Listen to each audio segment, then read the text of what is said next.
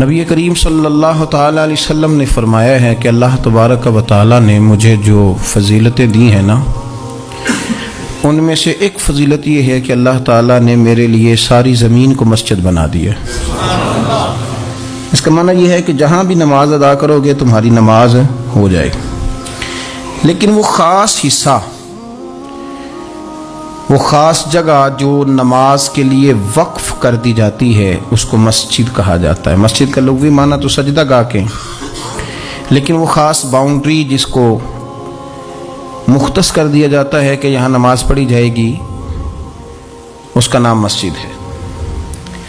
مسجد سے پیار کرنا، مسجد کے ساتھ دلچسپی لینا، مسجد کے ساتھ دل لگانا، مسجد کی تزئین و آرائش میں، خدمت میں اپنے آپ کو شامل رکھنا، اور سب سے بڑھ کے یہ کہ مسجد کے ساتھ اپنے دل کو جوڑ کے رکھنا، یہ اہل ایمان کی علامت ہے۔